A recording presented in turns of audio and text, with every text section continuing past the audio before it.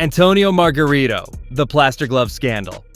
In 2009, Margarito showed up for his title defense against Shane Mosley looking calm.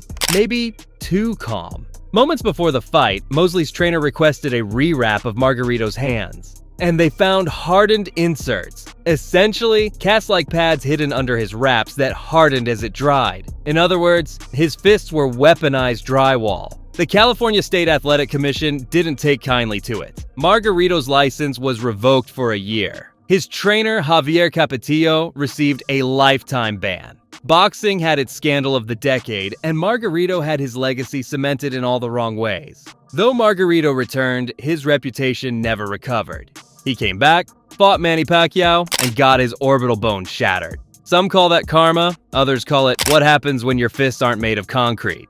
And while Margarito broke rules by stiffening his hands, the next guy just stiffened his opponents. Until commissions begged him to stop. Edwin Valero, too dangerous for his own good. 27 wins, 27 knockouts, no decisions. Edwin Valero wasn't just undefeated, he was unnerving. His fights were short, violent, and left opponents crumpled in ways that made even highlight reel junkies wince. But it wasn't just his fists that raised red flags. It was his life. He had drug issues, a domestic abuse record, and an erratic behavior that got him banned in multiple states. New York wouldn't license him for failing an MRI. Then, Texas gave it a go. Valero's career ended the only way it could, tragically. After being accused of murdering his wife, he took his own life in a Venezuelan jail. A boxer who could have easily been an all-time great became boxing's ultimate cautionary tale. And while Valero got banned for being too volatile, the next man got banned because even wins made promoters sweat bullets. Luis Resto, the man who took padding personally.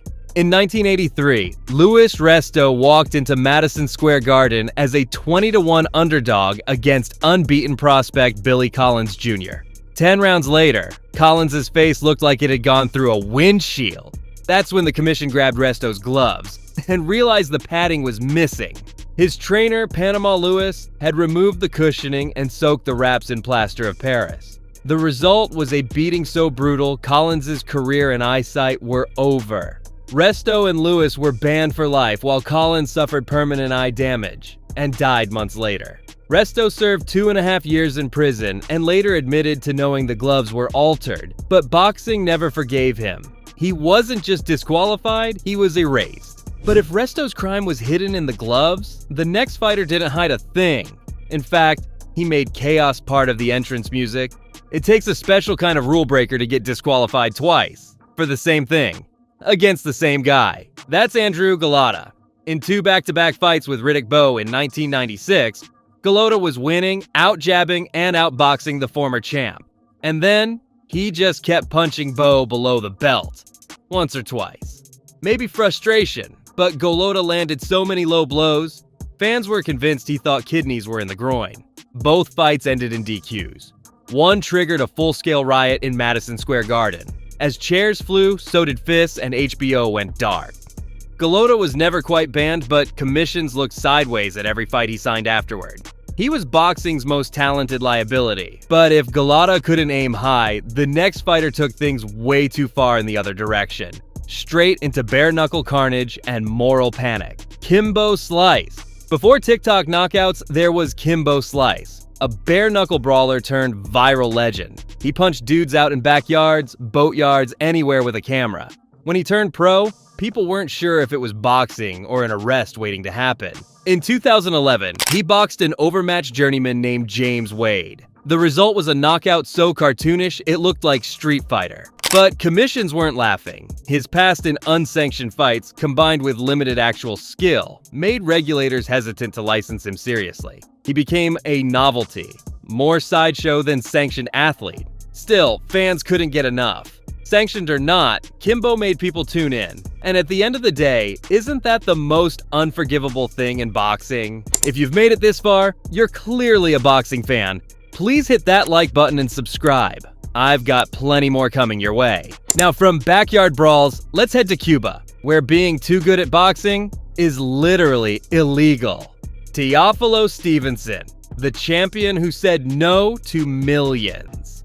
Teofilo Stevenson was a definition of what happens when a heavyweight punches like Foreman, moves like Ali, and never turns pro. A Cuban Olympic god, Stevenson won Olympic gold medals in boxing in the years 1972, 1976, and 1980. He won the heavyweight category in all 3 Olympic Games, 3 gold medals, and terrified everyone in amateur boxing. So why is he on this list? Because he was too good to be allowed outside.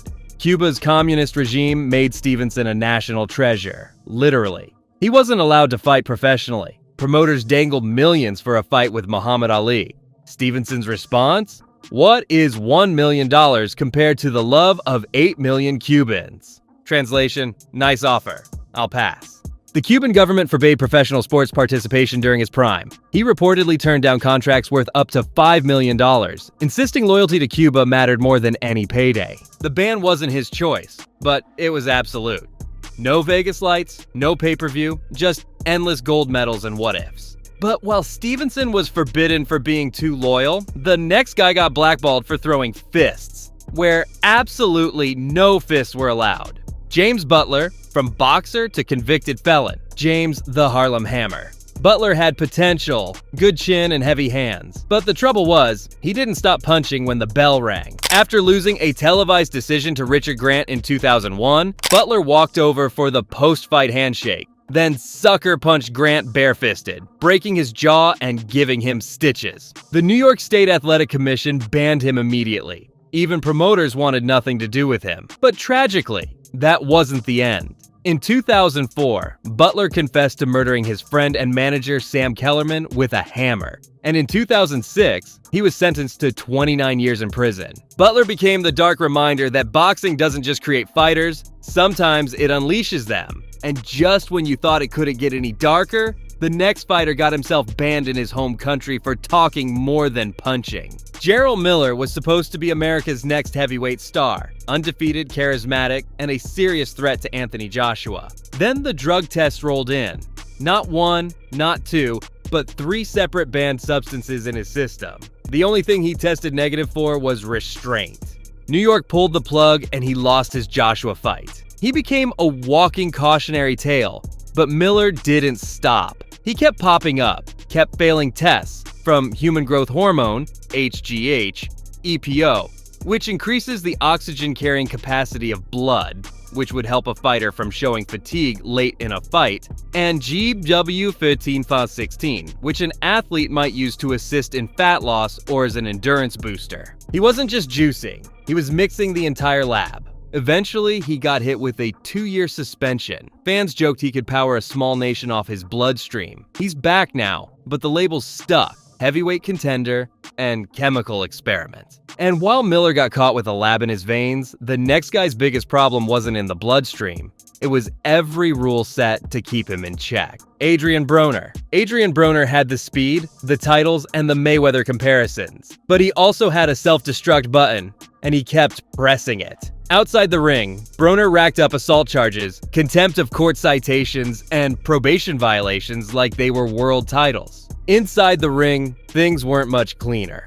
He missed weight multiple times, got fined for failing to meet media obligations, and once posted videos throwing money at homeless people while laughing. In 2021, Broner returned from a 2-year hiatus with a controversial win over Giovanni Santiago, barely scraped by in a contentious decision, and immediately demanded more millions. Some state commissions hesitated to license him due to instability, and promoters stopped calling. He was never officially banned, just quietly dropped, by networks, by opponents, and sometimes even by his own corner. And as Broner faded from headlines, it made one thing clear. You can have the skills, but if you're always fighting the rules, eventually, the rules win. But while Broner couldn't stop self-sabotaging, the next fighter was undone by something even faster than his punches. A $300,000 crash course in bad decisions. Naseem Hamed. The Prince, the Showman, the man who made Walking to the Ring a full Broadway production. But behind the flashy entrances and flying carpets,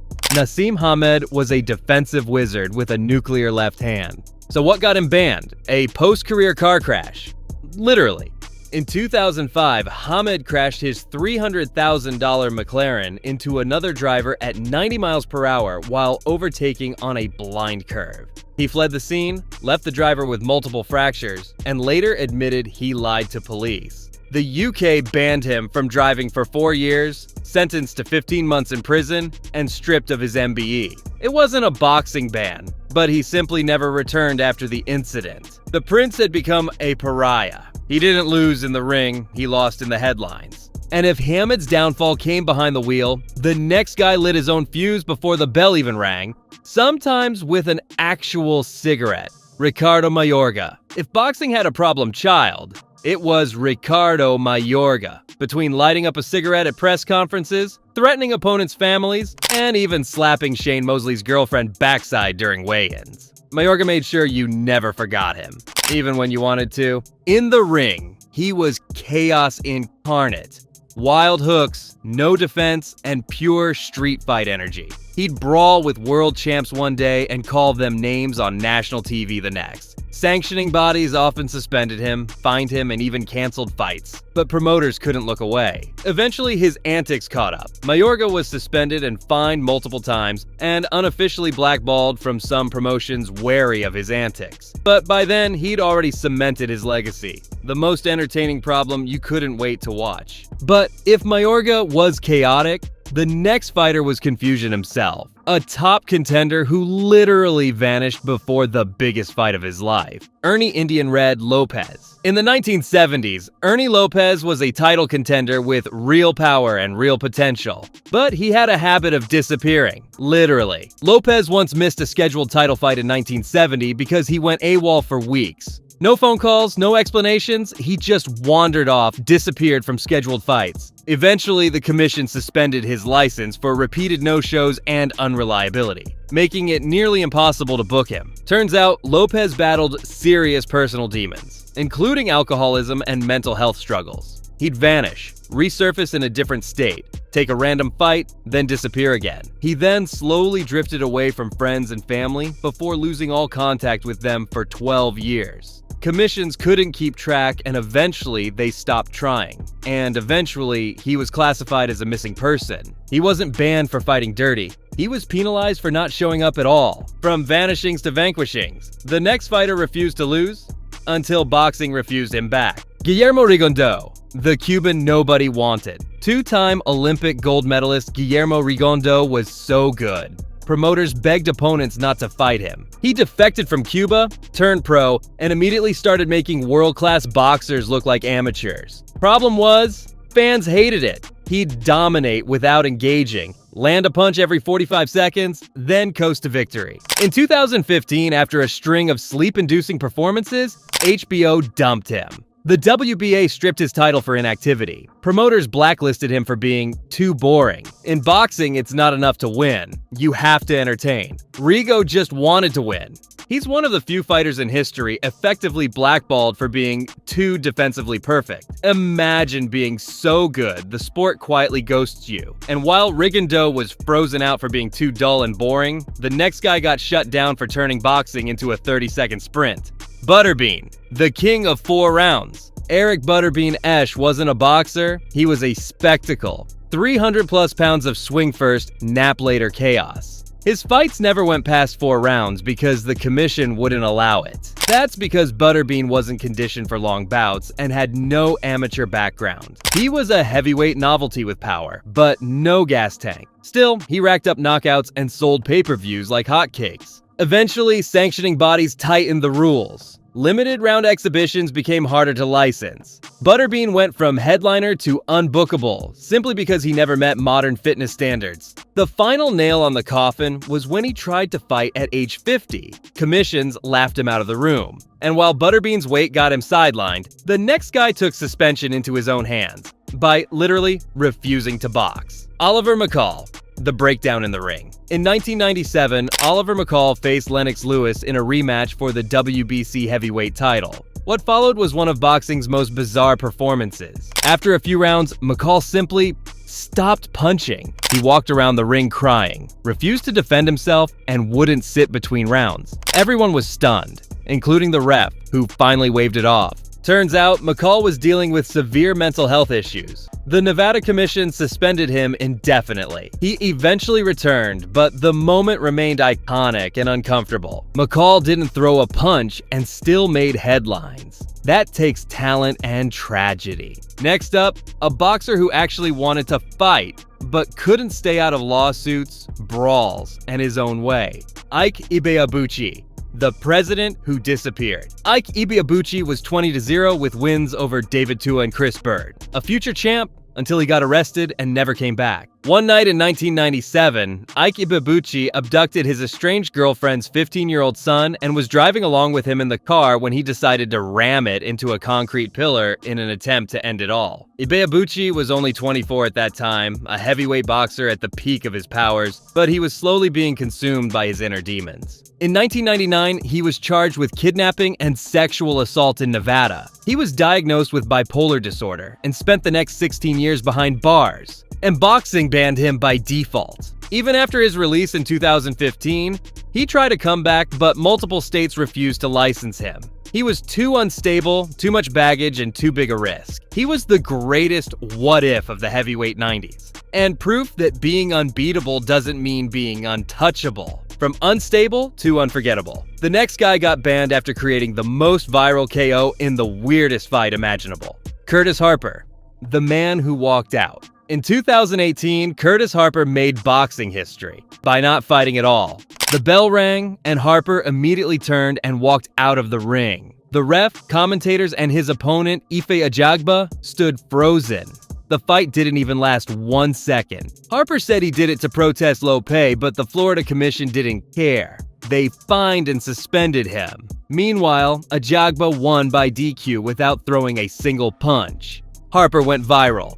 The clip still circulates every few months, a reminder that in boxing, sometimes the real KO happens before round 1. Curtis Harper made headlines by walking out before the fight even began, but the next guy stayed and made chaos come to him. Not with punches, but with a slap and a spit that nearly got him banned for life. Derek Chisora, the slap heard round the world. Before he was the grizzled cult hero of British boxing, Derek Chisora was banned for turning a weigh-in into a WWE audition. In 2012, just before facing Vitaly Klitschko for the WBC heavyweight title, Chisora shocked everyone by slapping Vitaly across the face during the stare-down. If that wasn't enough, just before the fight, during final introductions, Chisora walked up to Vladimir Klitschko, who was in his brother's corner, and spat water right in his face. Classy, but the British Boxing Board of Control was not impressed. They hit Chisora with an indefinite suspension. Promoters scrambled, and his career teetered on the edge. He was later reinstated, but the message was clear. You can sell a fight, just don't assault the champions before it starts. And while Chisora made enemies before the bell, our next fighter's very presence made the rulebook flip back a few pages. Paul Sykes, the prison yard champion.